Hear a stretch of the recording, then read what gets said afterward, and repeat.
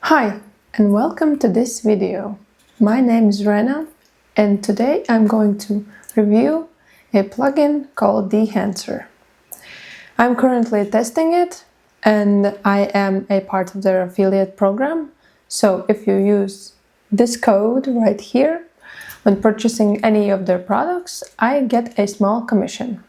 Dehancer does not pay me for this review. All thoughts and opinions are my own. Now let's look at Dehancer and see what it can do in regards for color grading. So, Dehancer is a film emulation software / plugin. It has over 60 film emulation profiles, and you can basically turn your digital footage to film. So here we are in DaVinci, and here's the Dehancer plugin. For this video I have 4 different clips, and first thing that I did was change my color management, color science, DaVinci YRGB color managed, and I did put it in wide gamut intermediate and output color space Rec 709 gamma 2.4. I did a lot of testing with a lot of trial and error, so Googling, YouTubing, and I settled on this color management since it did work better than some other things that I tried. So here, let's look at this first clip.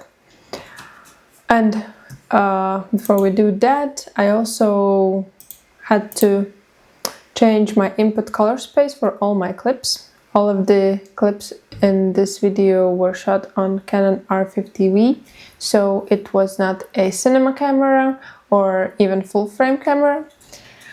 So yeah, I did change input color space to Canon and Canon Log 3. So for this I did 3 node structure. First node is white balance. I did change a bit here, not too much. Then I have exposure node. I also did change it a bit, also not too much, since I found this footage to be quite good. And the third node is the Dehancer. So as you can see here, this is what I got from it. Yeah, and here you have all different settings for Dehancer. First one, I did change input to wide gamut intermediate, since we did change the settings here to wide gamut intermediate. And then I chose my film profile. There, as I said, there are over 60, but I wish there would be a possibility to favorite most used film profiles, since it's not a huge list, but if you want to be quick with it, I guess it would be nice to have like favorite film profiles somewhere here up, so you don't have to, you know, click through them and see how they look. And this goes for black and white film profiles as well, since they are like scattered throughout the list and they are not like divided into groups, so black and white film profiles and color profiles. But it's like minor thing, I guess. I would like to see that possibility. So this clip I graded with CineStill 50D. I am not a colorist, I just am a film enthusiast, I guess.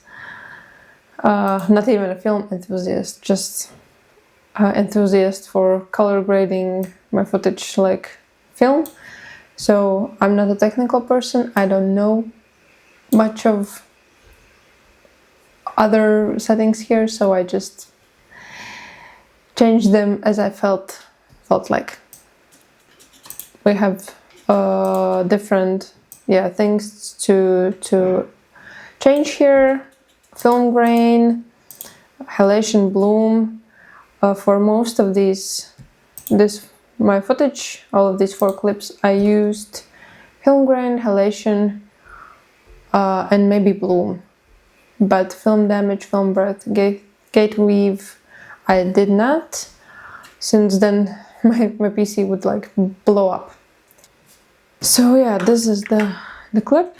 As you can see, it looks quite nice, quite film-like. I did add some film grain.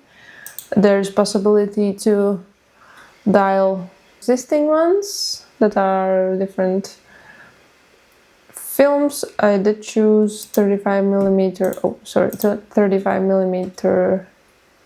ISO 250, but if you want to be super precise with it, you can also click custom and just customize how you like it.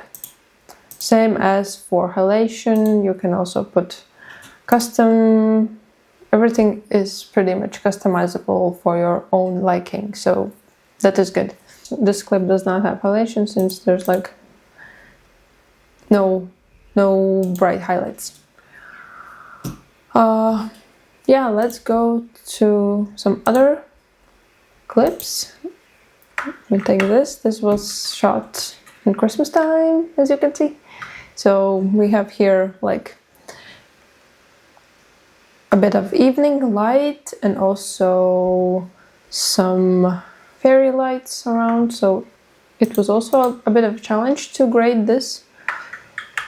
So I did the usual. First node is white balance, then I did some exposure settings, and then Dehancer. So this is what I got from here. So as you can see, here we can see clearly halation and bloom, as I remember. Let me check. Yeah, bloom. This is what it looks like without. This is with. Let me make it a bit bigger. So yeah, not a huge change, but I did like it. And as well for halation. Yeah, a little bit more redness to it since I chose no ramjet.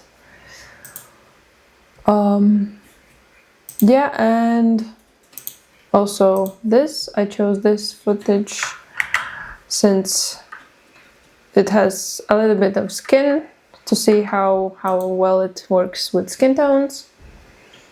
So once again, white balance, exposure, also nothing much to do, and Dehancer. So this is the final look. So basically my thoughts on Dehancer. At first I found it really hard to use. For the, I don't know, better part of this month, I could not get what color space and how to get my footage to look right. I read a ton of info that Dehancer's website provides and also checked some YouTube videos and Googled, but eventually I did find a way. So I guess it can be challenging for people like me, since I'm a beginner in color grading. I am not a pro colorist. Dehancer is quite pricey, but for all the tools that it offers, starting from different film profiles and ending with also overscans, and I can show you here, it is this one. So basically overscanning film, you can change it from negative to positive. Yeah, for me it was the learning curve for the color thing, since I'm not a professional. The second, possibility to film profiles in favorites, or at least manage them by color. So basically separate black and white film from color film. So it would be easier to look through. And yeah, the price. Dehancer, I guess, is for more established colorists. But if you are ready, you know, to lean into it, to tackle it, I guess it also works for people like me, like a beginner or just enthusiast colorist. So yeah, that is that. This is my Dehancer review. Let me know your thoughts in the comments. And see you in the next video. Bye bye.